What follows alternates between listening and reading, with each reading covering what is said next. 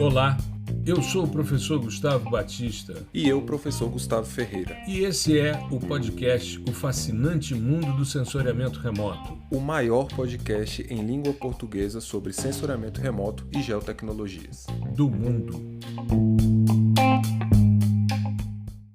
Olá, nós estamos começando mais um episódio do podcast O Fascinante Mundo do Sensoriamento Remoto.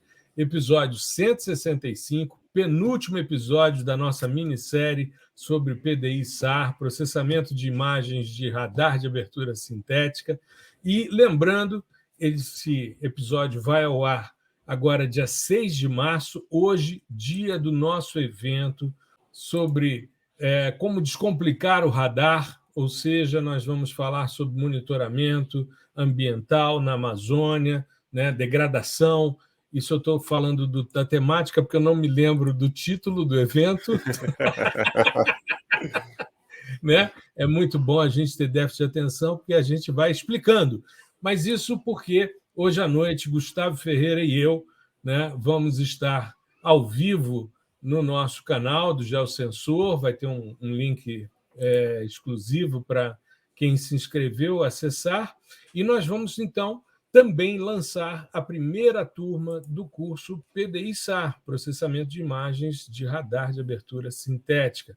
Muito felizes estamos, ainda estamos produzindo o curso, ele já está bastante avançado, mas vai ser como o PDI-SL, como o PDI-PAI, ou seja, a gente lança o curso e vai gravando e correndo na frente dos estudantes para finalizar.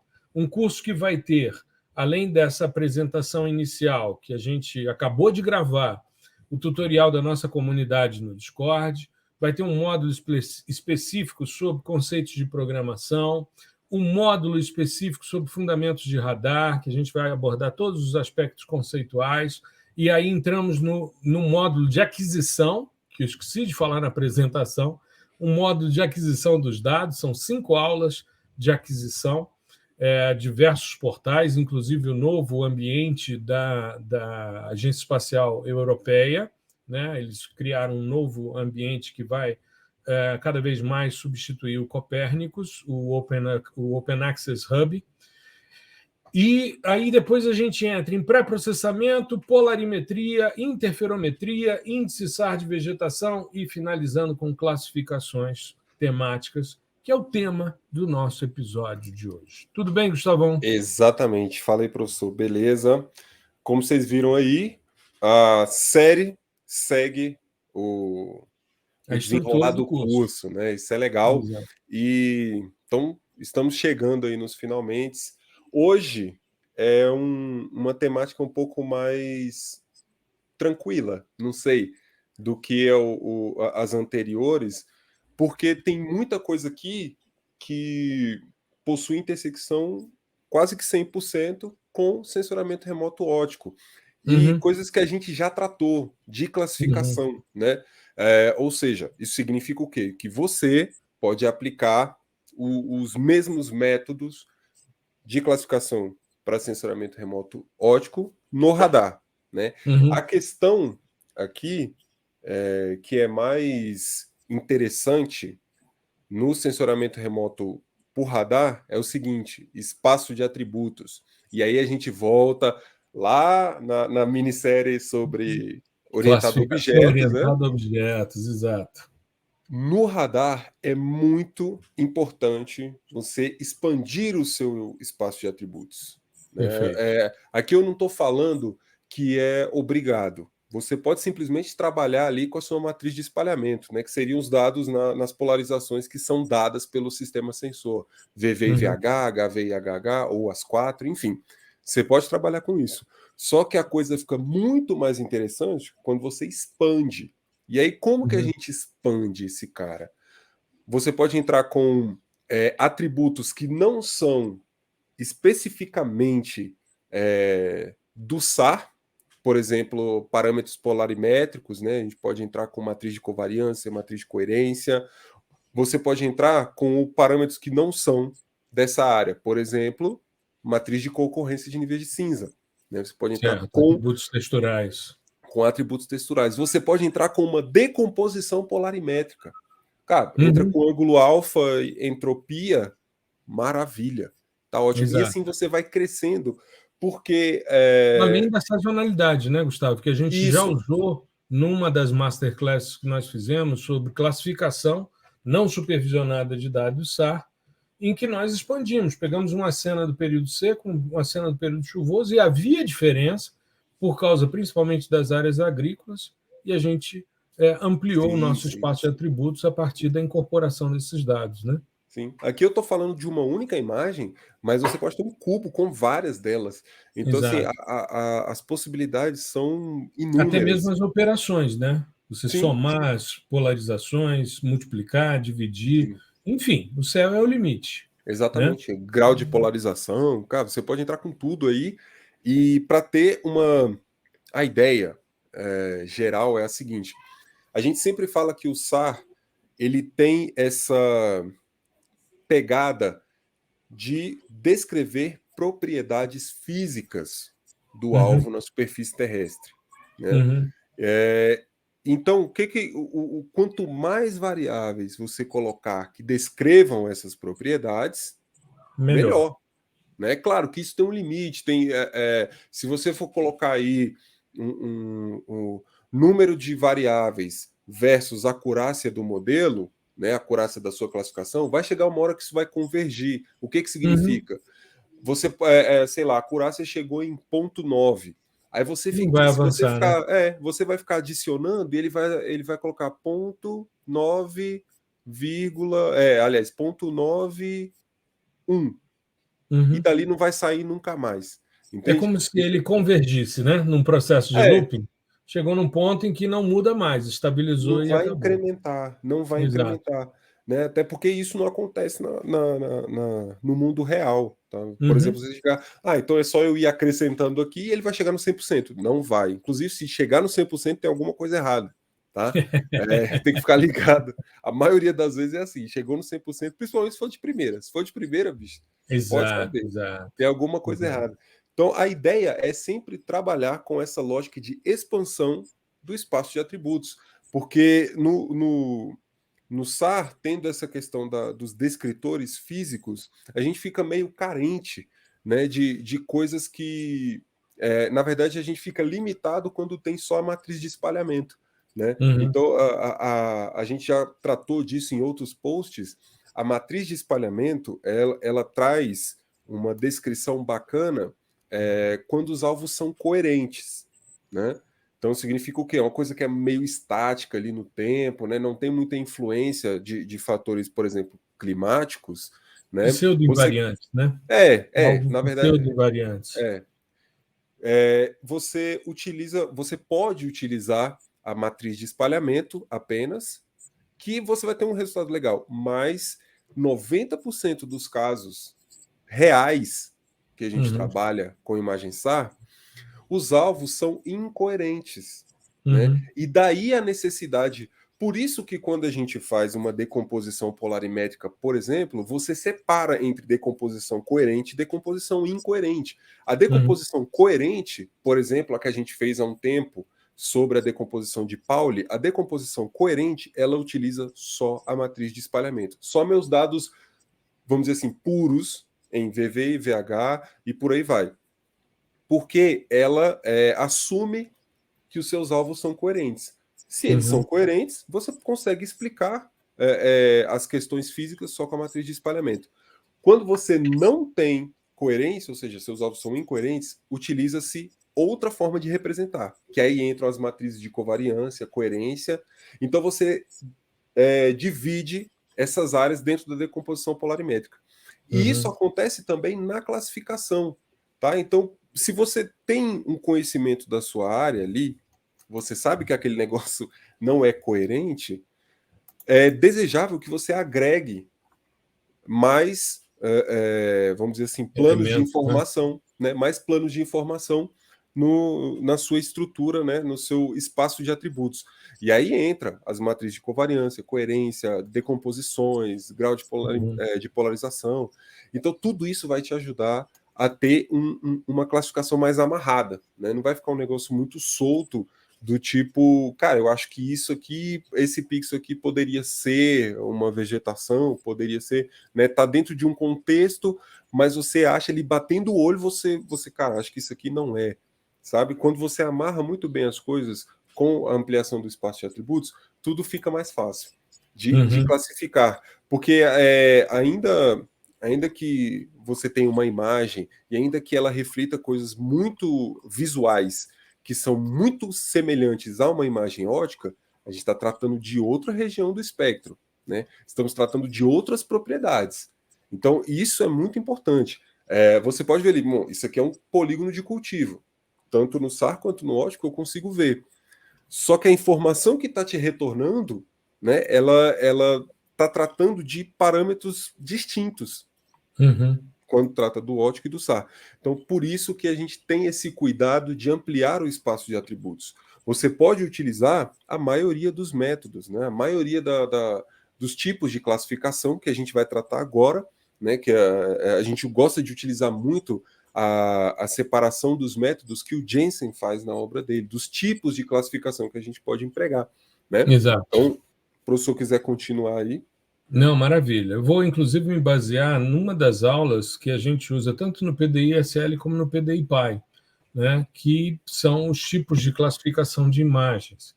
O John Jensen, no seu livro sobre sensoriamento remoto, a parte de processamento, ele tem um livro que foi traduzido para o português, né, de sensoriamento remoto do ambiente, e tem um outro de Digital Image Processing, DIP, que não foi traduzido para o português. E é um livro muito, muito legal, muito importante em termos de contribuição de conteúdo.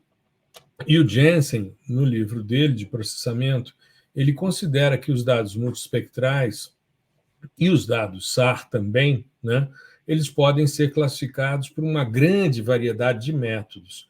E ele faz uma... Eu já vi outros autores, mas eu gosto muito dessa perspectiva do Jensen, quando ele separa em 5 grandes grupos. O primeiro grupo são os algoritmos baseados em estatística paramétrica e não paramétrica. Estatística paramétrica é quando você tende a ajustar os seus dados a uma distribuição normal. Quando você não consegue, aí você utiliza modelos não paramétricos. Nós temos também um segundo grupo, que seria baseado em lógica não supervisionada e supervisionada. O americano facilita muito a coisa quando eles chamam não supervisionado de clustering, ou formação de clusters, e o supervisionado de classification, mas a gente faz essa separação.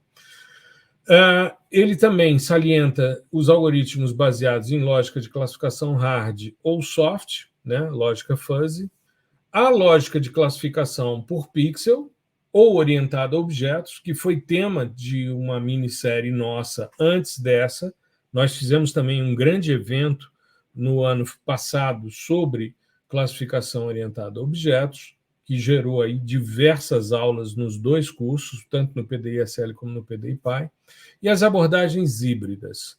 Tanto que, quando nós fizemos o nosso cubo, nosso espaço de atributos dentro do curso de Geóbia, de classificação orientada a objetos, as 3 últimas componentes desse cubo de atributos eram dados SAR. A polarização VV, a polarização VH e a divisão VV-VH. E aí nós compusemos, foram 15 atributos que nós utilizamos, os dados Sentinel, usamos filtragens, usamos índices espectrais de vegetação e usamos dados SAR também. Bom, a abordagem paramétrica e não paramétrica, né, como eu falei, quando você tem o ajuste à função normal, você utiliza métodos paramétricos. Vou citar como exemplo máxima verossimilhança, agrupamento não supervisionado, o EM, né, que são normalmente utilizados por sensores remotos. Os não paramétricos, eles são quando a gente não tem um ajuste à normalidade, e aí a gente tem classificadores como vizinhança mais próxima ou distância mínima, né? Classificadores difusos e redes neurais, normalmente são não paramétricos. Ainda dentro dessa percepção existem os não métricos, que são classificadores como os de árvores de decisão, baseados em regras, como é o caso dos classificadores por conhecimento que a gente abordou dentro do Geóbia. O baseado em lógica não supervisionada e supervisionada, não supervisionada, mínima intervenção humana, ou seja, busque os agrupamentos a partir de algoritmos e de, normalmente, métodos iterativos que tendem a entrar em looping e tendem a uma estabilização, né, chegando ali à melhor distribuição possível dessas nuvens de pixels ou clusters. Nós temos as classificações supervisionadas que utilizam amostras de treinamento ou regiões de interesse, as ROIs, né, as Regions of Interest. Né? Os classificadores baseados em classificação hard ou soft, né? A classificação hard, ou você tem uma coisa ou você tem outra, ou seja, são categorias duras, discretas, ou seja, ou é floresta ou é agricultura. As transições, elas praticamente não são observadas. Então, você tem lá, por exemplo, campo de soja e não campo de soja, é um ou outro. Já, por outro lado, a gente tem classificações que levam em considerações conjuntos difusos, que buscam uma representação mais heterogênea e imprecisa do mundo real, que é o que normalmente a gente encontra nas cenas. Então, a gente tem o quê? As variações, por exemplo, as variações de p-valores. Aí a gente tem classes ali que vão mudando, vão tendo gradações, e não uma coisa ou outra, como é o caso da classificação hard. A classificação baseada em pixel, né, por pixel, ela, como o próprio nome já diz, aquele pixel é analisado sem levar em consideração a sua vizinhança. E quando a gente vai para o objeto, a gente está falando de segmentos, e aí a gente tem que levar em consideração esses processos de segmentação que normalmente buscam a compreensão dos vizinhos e como esses vizinhos se relacionam com esses pixels. Então, é um processo bastante interessante, que tem no espaço de atributos o seu grande diferencial e depois na escolha do método de segmentação. E as abordagens híbridas, quando você usa vários desses contextos. Você pode utilizar todos esses tipos de classificadores que eu citei aqui agora na classificação temática de dados SAR. Você pode fazer uma classificação usando uma classificação baseada em não supervisionada e supervisionada. Você pode fazer uma classificação orientada a objetos com dados SAR, não há nenhum problema. Mas existe ainda dentro desse contexto, e que o Jensen não traz, que é a classificação polarimétrica. Né? E aí eu queria que o Gustavo abordasse um pouquinho essa questão, né, que a gente vai, no nosso módulo, mostrar tanto supervisionada como não supervisionada as classificações de Wishart, né? Esse nome, né, na verdade é o sobrenome do cara. O Wishart, quem tá estudando aí o radar, e à medida que você for se aprofundando, vai esbarrar com frequência nele, né? Porque quando você trabalha principalmente na área polarimétrica ali, com essas matrizes de covariância e coerência, a distribuição estatística dos elementos dessas matrizes costuma seguir a distribuição multivariada de Wishart. Né? Ainda tem uma questão que é multivariada complexa, né? Porque estamos tratando de dados complexos. Então, um negócio grande. E na matriz tanto de covariância como de coerência, a gente tem os elementos da matriz e a gente tem elementos reais e imaginários também. Né? Isso.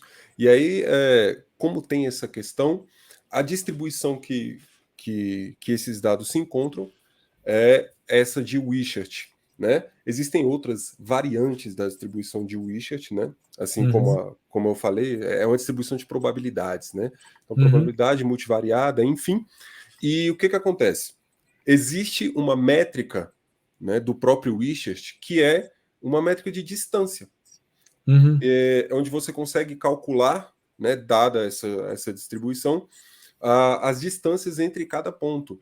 E o classificador polarimétrico, tanto supervisionado quanto não supervisionado de Wishart, é basicamente, né, o núcleo dele é a distância de Wishart, é essa medida. Então, se a gente pensar no classificador, o mais clássico de todos é o mínima distância. Né? Eu tenho 2 pixels, né? Um referência que eu sei o que é e o outro que eu acabei de entrar com ele no sistema, que eu não sei o que é. Ou E aí seja, o conjunto de amostras, o seu ROI, Isso, e isso, o pixel isso, que você quer classificar, né? Essa isso, isso. referência, essa região de interesse, essa amostra de treinamento e o seu pixel. Isso. E aí, quanto mais perto o pixel que eu acabei de colocar ele está da referência, maior é a probabilidade dele estar inserido na mesma classe que o pixel de Exato. referência. Então, Distância euclidiana. Simples assim, né? Exatamente. Distância euclidiana, muito simples. E aí, nesse caso, esse mesmo pensamento, né? Claro que é um pouco mais complexo por conta de estarem na distribuição de Wishart, mas é calculando com base na distância de Wishart, dentro desse espaço, né, de probabilidades, você consegue ali ter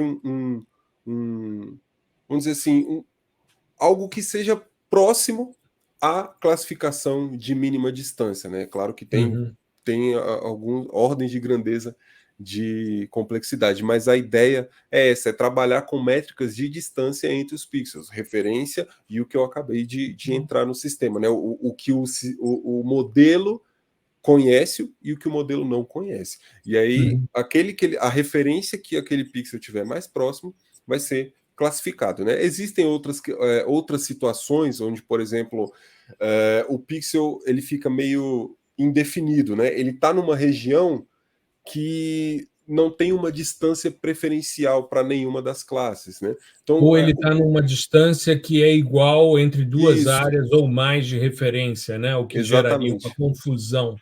Exatamente. Então aí, existem vários tipos de classificadores de Wishart, né? E eles são bastante utilizados no contexto SAR, né?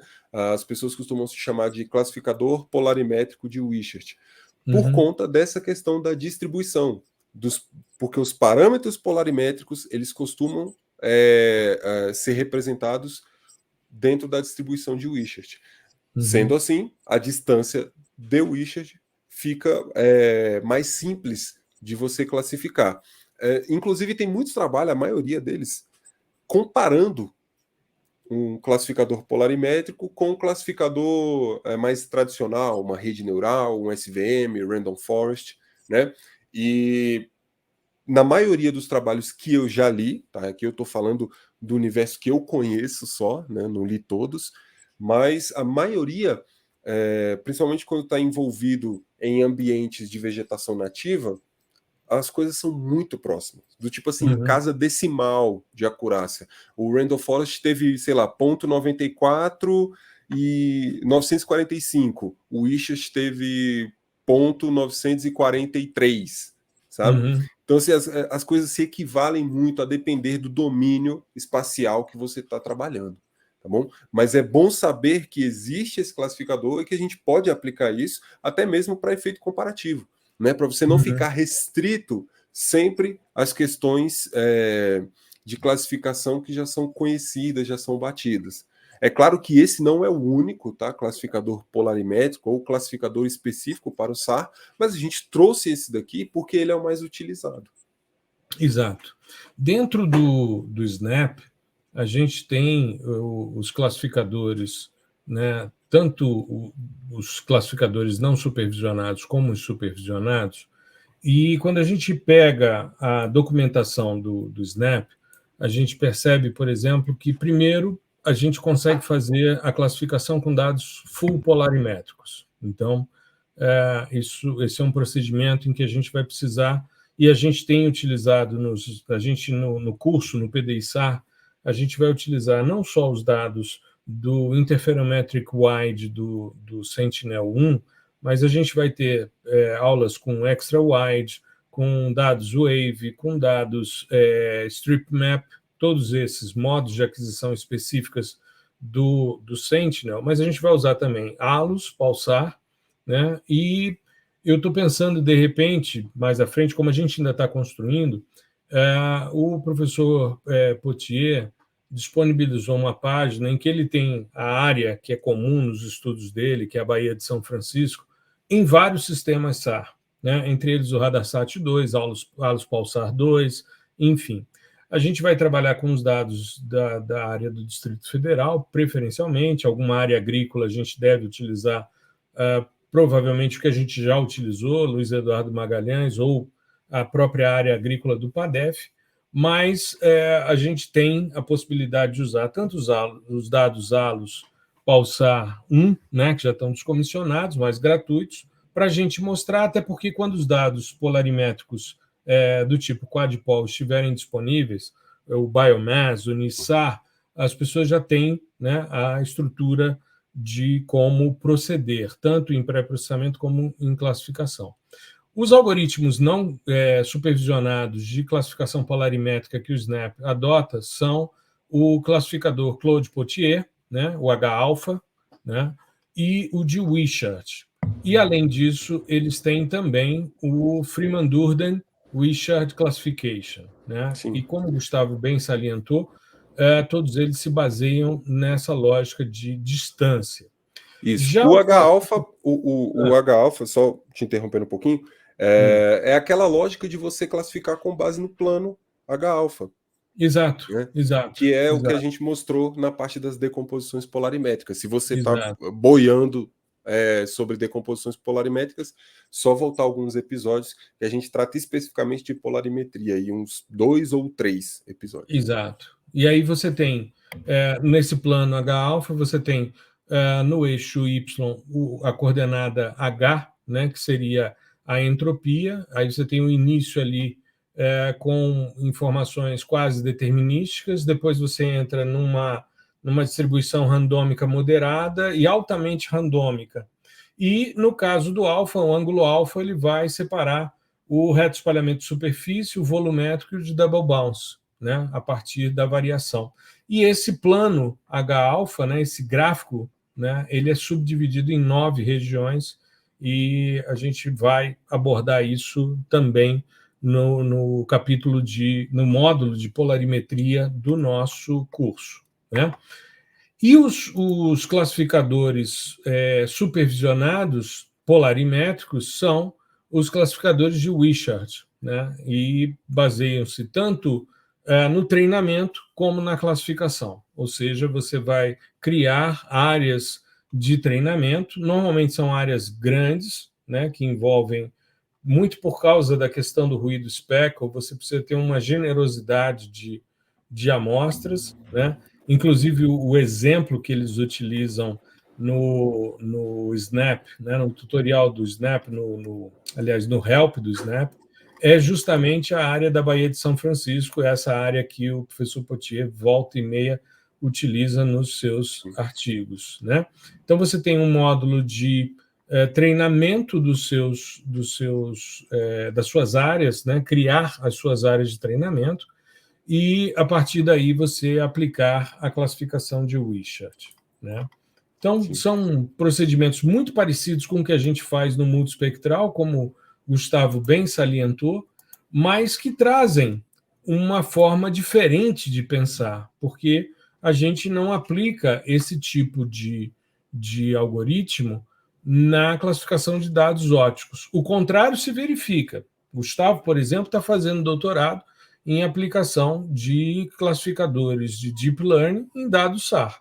Inclusive, se você quiser falar um pouquinho sobre o seu trabalho, Gustavo, para a gente não entrar no detalhe quando a gente falar no próximo episódio das aplicações, a gente usa normalmente artigos já publicados, até para não perder o ineditismo da sua tese, mas você dá um overview aí sobre o seu trabalho, aproveitar esse espaço também e despertar o interesse do nosso ouvinte na classificação com inteligência artificial para dados SAR, né? Sim.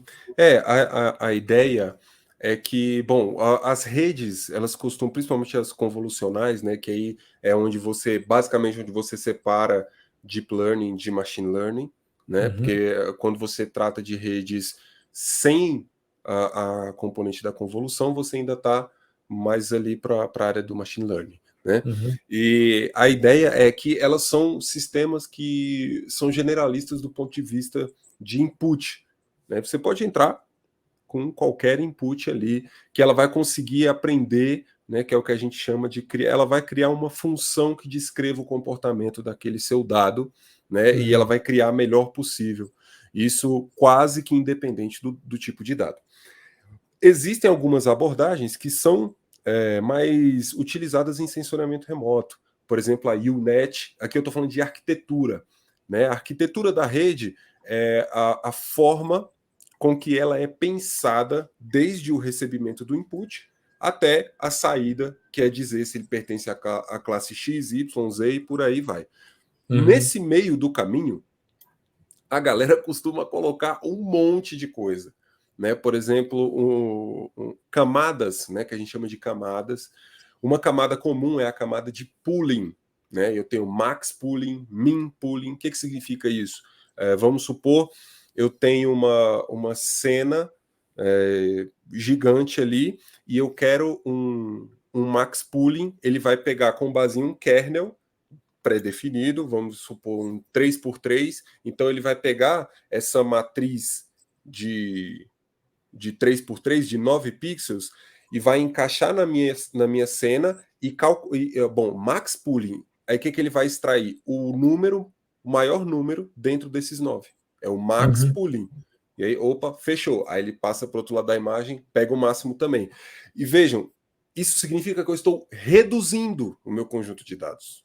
Né? Eu saí de eu tenho 9 pixels para 1 pixel só, que é o máximo deles. Né? Isso.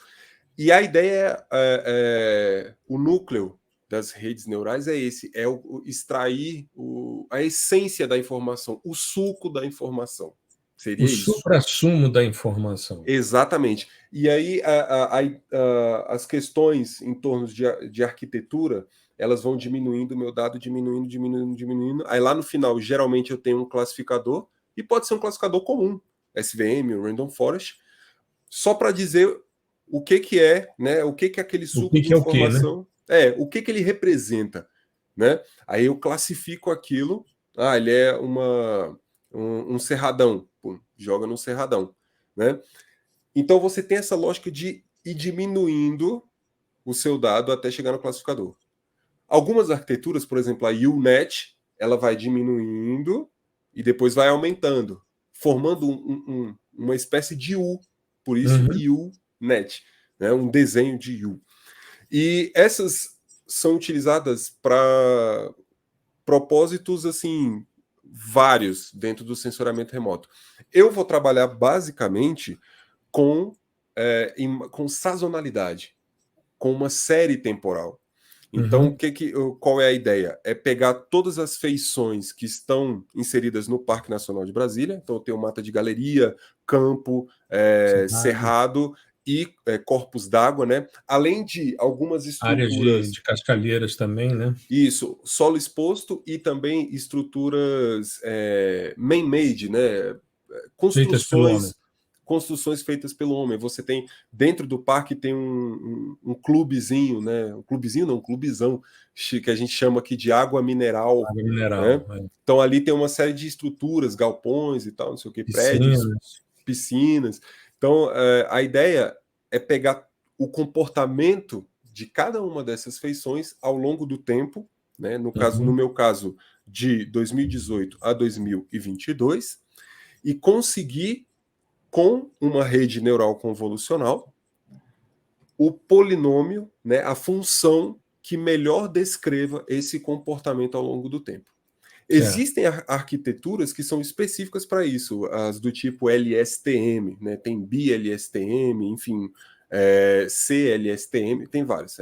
LSTM é um tipo de arquitetura bastante utilizada, arquitetura de rede neural convolucional, bastante utilizado para séries temporais. Né?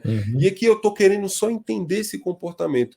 Veja que é um pouco distinto da abordagem de séries temporais clássicas, onde eu geralmente decomponho a série e eu tenho métricas de sazonalidade, né? Tendências semanais, diárias, anuais, a depender do seu dado. Né? Você consegue decompor e analisar esses trends, né, com abordagens mais clássicas de séries temporais. Aqui eu estou querendo generalizar esse comportamento e gerar uma única imagem onde vai ter esse comportamento materializado em uma classificação. Eu posso fatiar isso também, ao invés de levar em consideração os 4 anos que eu estou utilizando, eu posso classificar um ano de cada vez, ou pegar o que eu estou fazendo com base no ano hidrológico, né? Sim. Porque existe uma Aliás, se você forte... ampliar o seu... Só uma sugestão. Se você Sim, ampliar sim. seu cubo temporal, você tem dados Sentinel a partir de 2014. Sentinel Isso. 1, certo? Isso. Se você pegar o momento de 2016, A você crise pega hídrica. o pior El Niño da história do planeta, já registrado. E aí você entra dentro de uma perspectiva muito interessante. Que foi quando tivemos crise hídrica aqui, né? Exato, reflexo disso. Aliás, eu queria convidar a nossa audiência a voltar alguns episódios, nós estamos gravando aqui o episódio 165, volte ao episódio 143, classificação temática, parte 2, inteligência artificial, que o professor Gustavo Ferreira deu uma senhora aula, como está aqui na descrição, tá? Os algoritmos de Machine Learning e de Deep Learning, área de tese de doutorado do professor Gustavo Ferreira, que deu uma senhora aula sobre o tema. E foi justamente, isso foi em 3 de outubro do ano passado, quando Gustavo deu um show aqui no nosso podcast. Esse episódio foi memorável, episódio 143. Ouve, que aí ele vai descrever cada um desses algoritmos, né? Por isso que hoje a gente está fazendo uma coisa um pouco mais ampla, porque a gente já fez 2 episódios sobre classificações temáticas, né?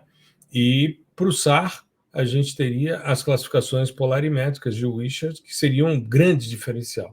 Mas a gente abordou no 142 e no 143 a classificação de forma mais ampla.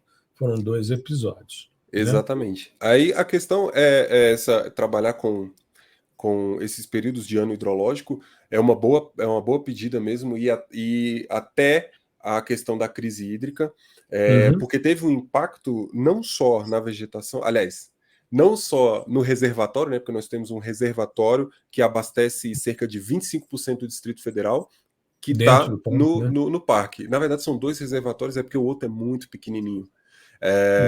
Então, assim, teve um impacto direto ali, você consegue ver, inclusive com interferometria, a gente consegue correlacionar com os dados de volume, né? Entender a cota que ele estava ocupando ali naquela época, a cota altimétrica. O avanço e o recuo da margem, né? Isso gera uma diferença de fase, os dados ficam defasados, e por interferometria você mede essa redução dessa lâmina d'água do reservatório.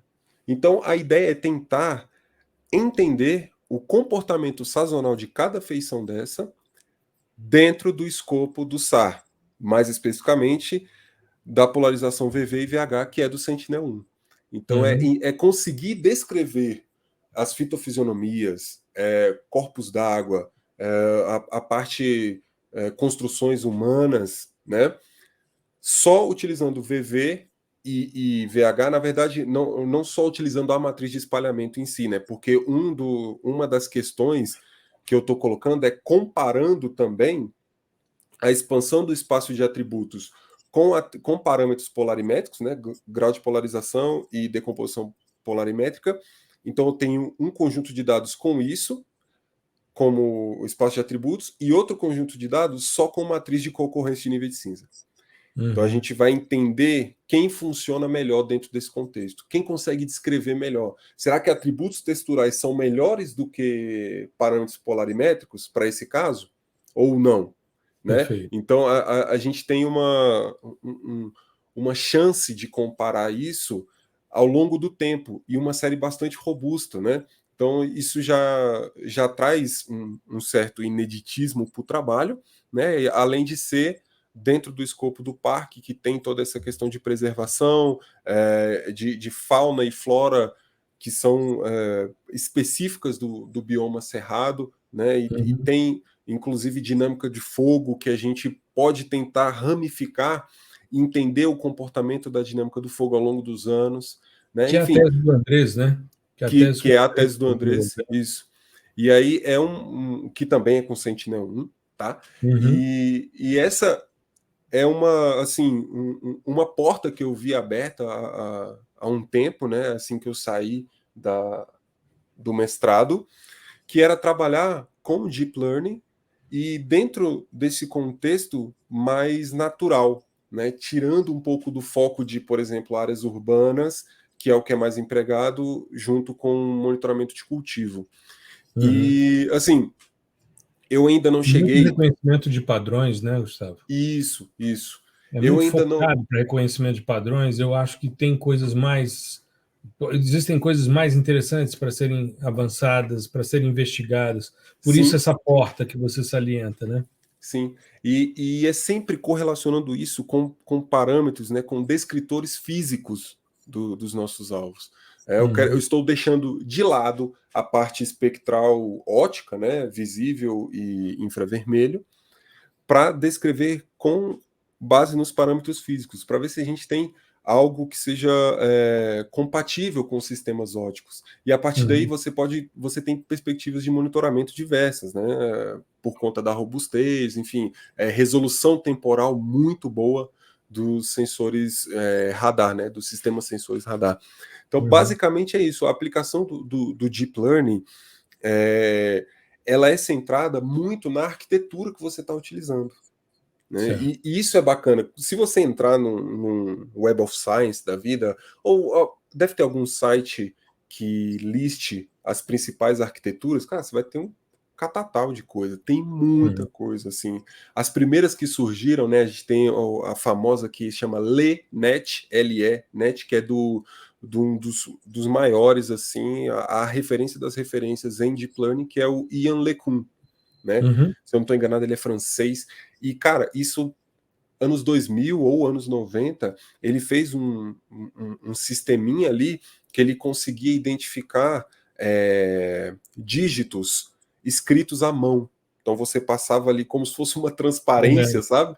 Eu lembro. E aí ele sai no computador, qual dígito que o cara colocou, e sai certinho. Uhum. Então ele colocava, por exemplo, tem gente que desenha o 7 E sem corta. aquele tracinho no meio, É, tem gente tem que gente que corta. corta. Isso. E, e o algoritmo não estava nem aí, ele aprendeu os dois e conseguia saber os dois. Então tem Lenet, Eu vi um artigo sobre esse trabalho. Muito sim. interessante esse padrão. Então, assim, tem a Lenet, AlexNet também foi bastante divulgada na época, no boom assim, do Deep Learning. Aí hoje em dia você tem UNet, LSTM, você tem as GANs, né, que são as redes adversárias, que são as que são utilizadas aí para gerar imagens que Fake teoricamente gel, não né? existem, É, que fake gel. teoricamente não existem. Então essas coisas, Midjourney aí, tudo que está bombando hoje em dia, É. são redes adversárias. Então, deepfake, essas coisas todas. Então você tem o legal é você estudar essa arquitetura e como funciona cada camadinha dela. E aí, Uhum. estudando a arquitetura e como funciona, primeiro, você pode adequar isso ao seu conjunto de dados, né? No nosso caso, os dados SAR. Segundo, você pode propor uma nova arquitetura, né? Isso é muito Então, legal. baseado nisso, a minha ideia inicial era propor uma arquitetura nova. Eu não sei Uhum. se eu terei tempo para chegar lá, porque as que eu já utilizei, né, LSTM, UNet, por aí vai, elas já deram um resultado ótimo. Né? Então, Uhum. às vezes não é hora de queimar esse cartucho, entende? Ou Mas uma pesquisa mais à frente, né? exatamente. Mas, assim, essa possibilidade, ela existe e ela é bem recorrente, tanto que você tem, cara, todo dia tem modelos, redes, arquiteturas novas saindo. Seja uma Uhum. arquitetura criada do zero, assim, né, que você pensou todas as camadas, seja adaptações de arquiteturas que já são conhecidas, né, e que performam bem, mas adaptações para um contexto específico. Por exemplo, o Uhum. radar. Então, basicamente, isso é um resumão de como utilizar o Deep Learning aqui dentro do contexto do SAR. Estou ansioso para ver essa tese. Eu mais Estou ainda. ansioso. E estou cobrando que Sim, se o sim. seu orientador estiver nos ouvindo, professor Osmar, estou no pé do Gustavo Ferreira para ele fazer essa tese. Ele tem que terminar isso logo, para a gente colocar aqui, para deixar bem chique, assim, professor doutor Gustavo Ferreira. Verdade, verdade. Não, eu sei, cara, eu sei, assim. E o pior é que, pô, o Osmar é fera, ele não tem essa pressão, assim, sabe? Ele E eu vou entende as começar a coisas, colocar essa pressão, pode deixar. mas é necessária, é totalmente necessário. E eu até, assim, eu gosto porque dá uma injeção de ânimo, sabe? Quando Claro, você começa a arrastar um trabalho por muito tempo, você vai perdendo aquele tesão, né, de fazer, exato. e isso, essa coisa, por exemplo, quando a gente começou a trabalhar junto, quando começamos os cursos e tal, pô, me deu uma puta injeção de ânimo. Essa série, então, nem se fala, porque, pô, É. eu voltei a pegar tudo que eu já tinha estudado há, sei lá, 2, 3 anos, e, E eu cara, que olha fui só, ver coisas que eu tinha estudado na década de pois é, 90. Cara, para olha mim só, assim, foi um. Eu vou te dizer um negócio, Gustavo. Essas duas últimas minisséries que nós fizemos, Geóbia e agora PDI-SAR, cara, eu voltei assim a me lembrar de coisas muito legais que há tempos eu não mexia. Há tempos exatamente. eu não mexia. E eu Isso é estou legal. retomando as coisas. Pô, eu fui rever coisas que eu estudei nos anos 90. Então foi muito, muito legal. Sim, é igual eu falei, acho que no meio da série aí, que esse trabalho, essa série está sendo uma das mais prazerosas de fazer, por conta dessa revisita e de Exato. e mais do que isso, mais do que a nossa satisfação em revisitar um conteúdo e ver que a gente entendeu, é conseguir passar isso para o pessoal e dizer assim: olha, isso aqui é importante. Isso aqui está publicado desde 1970 e funciona bem para caramba. Testa, por favor, dá uma Uhum. lida. Sabe? Eu acho que mostrar para o pessoal essa potencialidade que não é nova, mas é extremamente eficiente. Você Funciona sabe, muito bem. a gente está gravando hoje, sexta-feira. Normalmente a gente grava na quarta, Sim, só que essa semana foi enrolado para nós dois, enfim, e a gente está gravando na sexta-feira. E hoje eu participei, né? Vai ao ar segunda-feira, mas hoje eu participei de uma banca de doutorado na UFRJ. Aliás, eu até comentei no início da minha fala, a última banca que eu participei presencial, porque depois foram todas virtuais, foi na mesma UFRJ com o mesmo orientador, Caim Seuane, que é um grande amigo e que trabalha com a parte de mapeamento de recifes de coral. A gente tem artigos juntos publicados, né?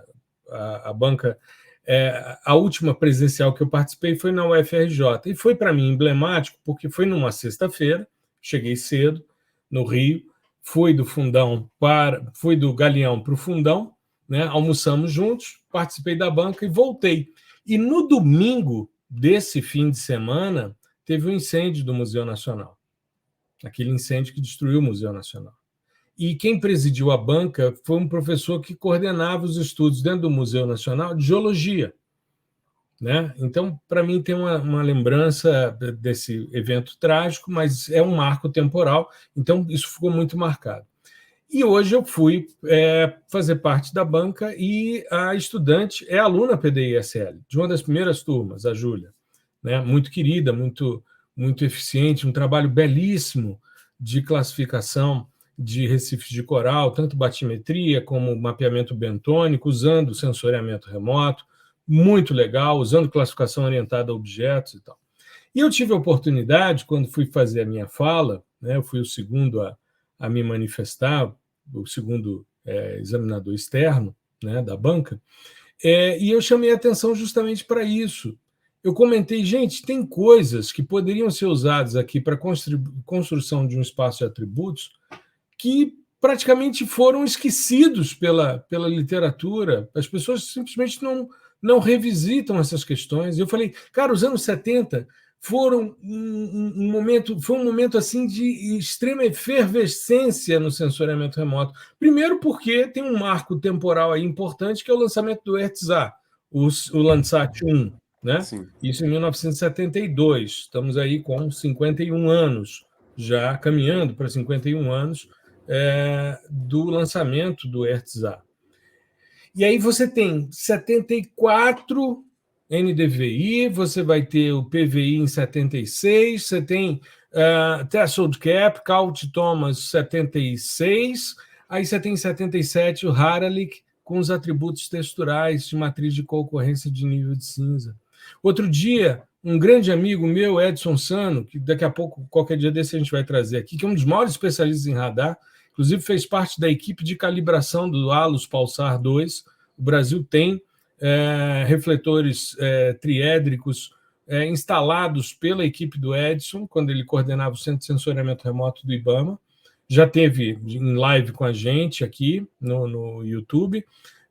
E o Edson, então, a gente conversando, outro dia ele me procurou e disse, pô, tem umas coisas interessantes, como o GLCM. Eu falei, Edson, acabei de fazer uma live sobre.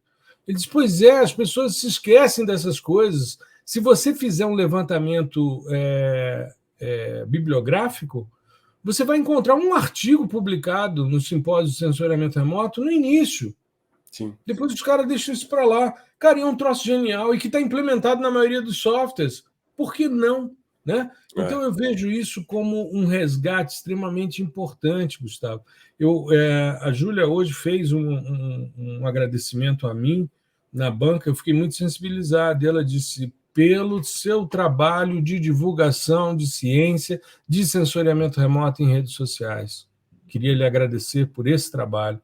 Eu falei, poxa, que legal. Né? Sim, ou seja, você está aí divulgando as coisas e resgatando coisas.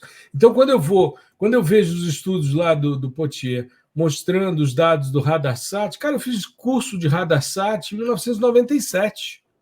Em 97. Antes disso, a gente estava estudando o GERS, né? Que foi até 96. Então, assim, revisitar um monte de coisas. E, principalmente, com esse grupo de pesquisa que você faz parte hoje, dos estudos de dados SAR, né, que já saiu a dissertação do Jales, agora vai sair a sua tese, depois a do Andrés, a gente está resgatando essas questões, mas também incorporando as coisas novas dos índices SAR de vegetação, que são coisas super recentes. Sim. Coisa de 5 anos para cá, os principais, né? Então, é muito legal esse movimento. E assim, eu acho que a gente gostou tanto que a próxima série já está pensada. Que vai, assim, o tema está pensado, né? E que a série também vai culminar no nosso próximo lançamento aí.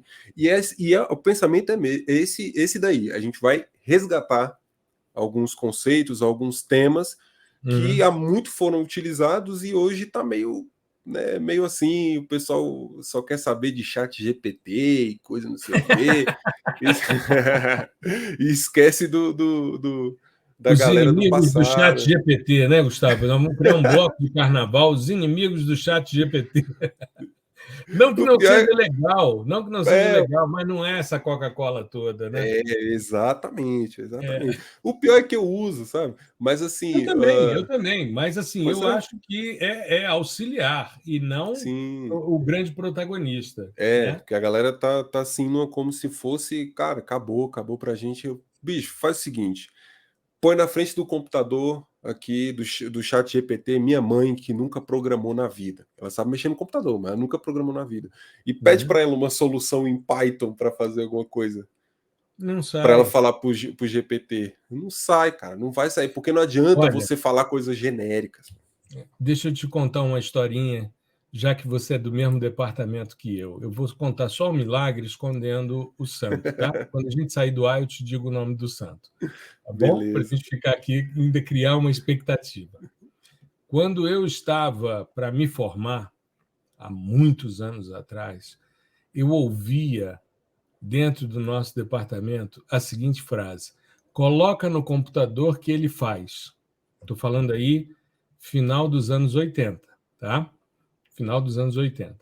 Coloca no computador que ele faz. Eu ouvi isso umas 4, 5 vezes da mesma pessoa, e aí eu cheguei e disse: fulano, como é que coloca no computador? Tem esse negócio aqui que era um drive. A gente tinha comprado um drive de CD, de disquete, 5 1/4, disquetão. Falei, como é que coloca? Tu pega o papelzinho com as suas ideias, dobra e bota nessa gavetinha e ele simplesmente resolve o seu problema? É uma mágica. Ou você precisa ter inteligência por trás para dizer a ele como fazer? Até hoje eu não recebi uma resposta. A pessoa ficou nervosa comigo, saiu de perto. Então, naquele momento, era o chat GPT da época. Exatamente. Coloca no computador que ele faz. Cara, coloca como? Coloca como? Tu olha para a máquina, bota, abre lá uma gavetinha, coloca e ele, plim, resolve. Pô, show de bola. Isso daí é a fantástica fábrica de chocolate do Willy Wonka, né?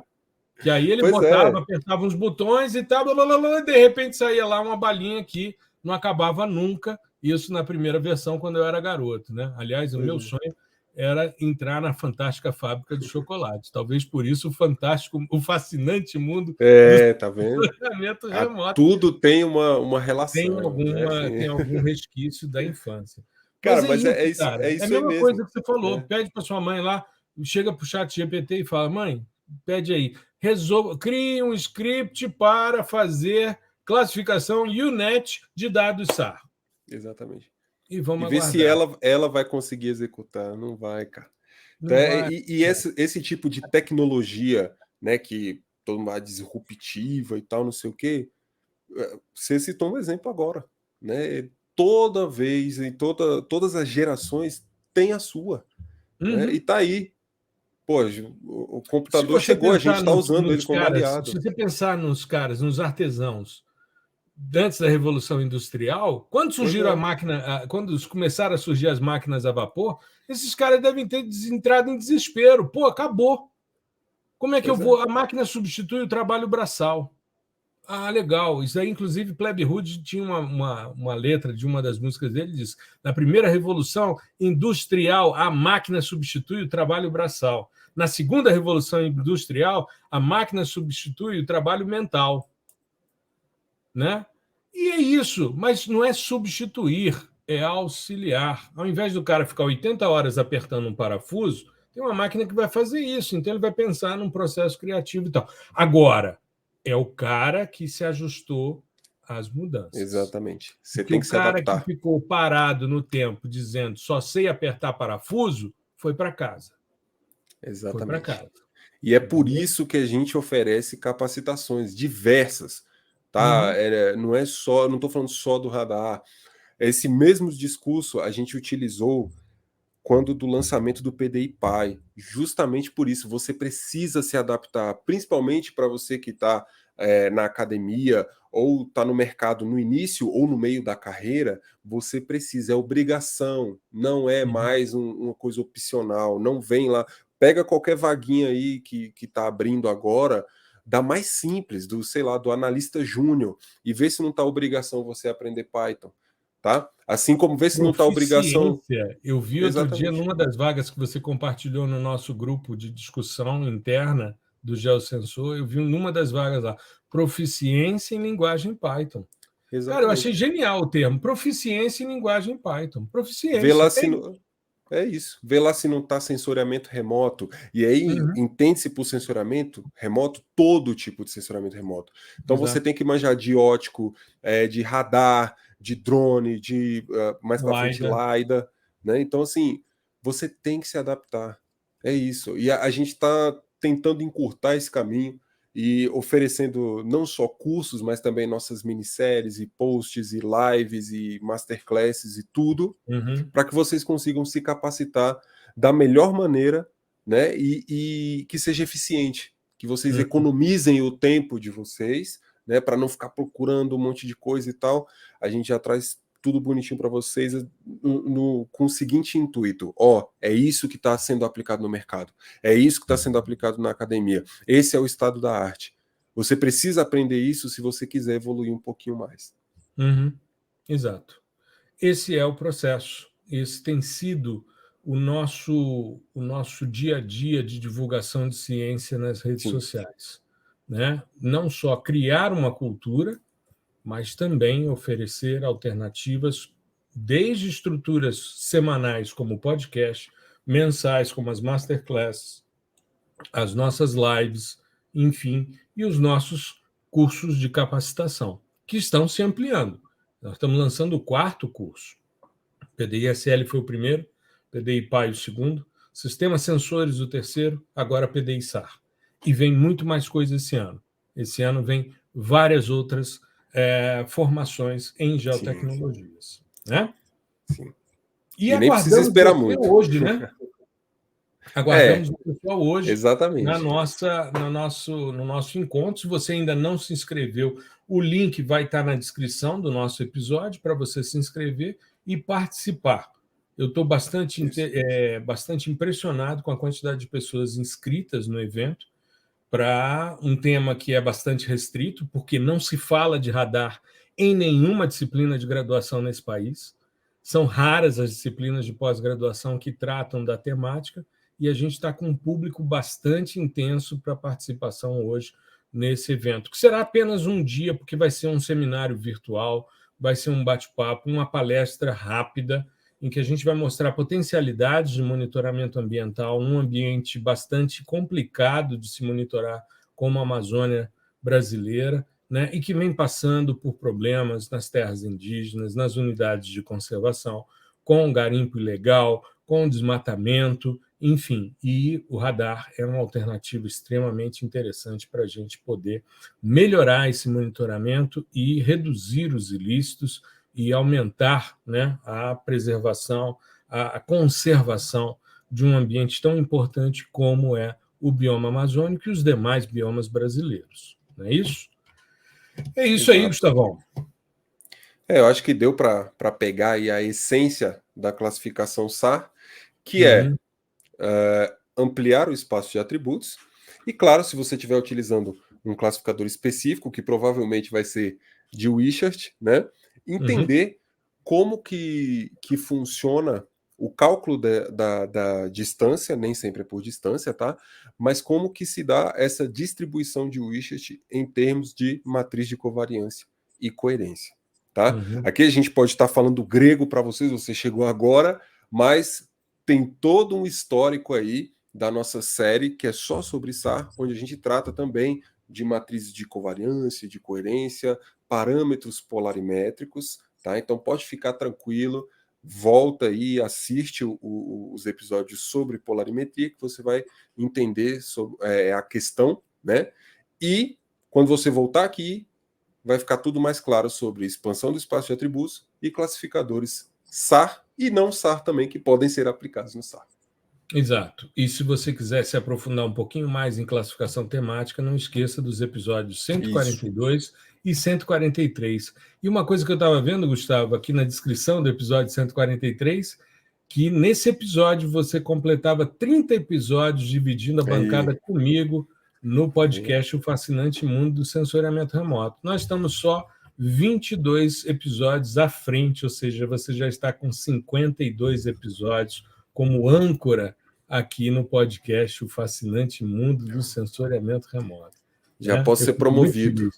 Exato, pode ser promovido, ou seja, a gente vai inverter aqui no videocast a posição das caixinhas, pronto. Foi promovido, né? Aí assume, e a partir de agora você dá o olá, nós estamos começando mais um episódio. Bom demais. Tá vendo? É assim que funcionam as promoções aqui, viu? Exato. Não, primeiro termina o doutorado. Aí a gente aí você tá vendo? Olha aí. Aí a gente conversa. Você sabe, deixa eu só fechar aqui com uma piadinha rápida. Não é Pode bem mandar. Piada, eu vivi isso. Eu tinha uma técnica de laboratório, só muitos anos atrás, quando eu trabalhava numa universidade que eu dei aula. E a gente foi para um evento. E quando nós chegamos no evento, ela e os demais colegas eram estudantes de graduação, né? Ela trabalhava, mas fazia graduação na universidade. E eu, professor adjunto, né? Na época já era regime de tempo contínuo, que era o topo de carreira lá. Depois é que surgiu o titular na hierarquia dessa universidade que eu dava aula, uma universidade particular, uma grande universidade. E aí eu cheguei no evento e quando nós fomos para a fila de cadastro das pessoas, eu fui para... Tinha lá estudantes e professores. Aí eu fui para de professores e ganhei uma pasta de couro do evento. Uma pasta, tipo uma pasta de computador, né? Uma alça bonita e tal. Embaixo relevo o nome do encontro, juntava as universidades do Centro-Oeste, da mesma rede e tal. E Ela passou por mim com uma bolsa de lona, né, pintada, era um silk screen, né, também do evento. Então, os professores ganharam uma bolsa de couro mesmo, e os estudantes ganharam de lona. Aí ela virou e disse: que absurdo! Como é que você ganha uma bolsa de couro e eu uma de lona? Eu falei: porque a diferença entre mim e você é só uma biblioteca. Aí os colegas começaram a rir, né? Eu, na hora, foi a resposta que me veio à cabeça, né? Foi só uma biblioteca. Aí os caras começaram a rir, tiraram onda dela. Eu saí para não ficar batendo boca, porque ela foi muito agressiva mesmo, né? Eu percebi que ela estava chateada com aquilo. Pô, não tem nada a ver com isso também. Não foi você que fez o evento? Exato. Anos depois, eu encontro e ela está com mestrado. Aí ela virou para mim e disse: olha, eu agora também tenho uma biblioteca. Eu falei: mas eu não parei de ler. Aí lascou, meu irmão.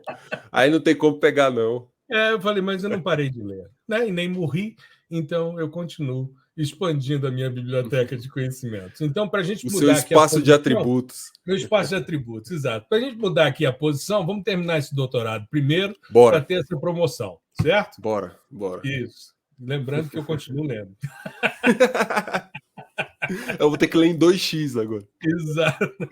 3, talvez, não sei. Meu querido, é sempre uma alegria estar aqui com você para a gente conversar, para a gente se divertir falando de sensoriamento remoto. É sempre para mim um grande prazer estar aqui com pra você. E há tantos episódios dividindo a bancada, ou seja, temos mais de uma temporada juntos. Sim.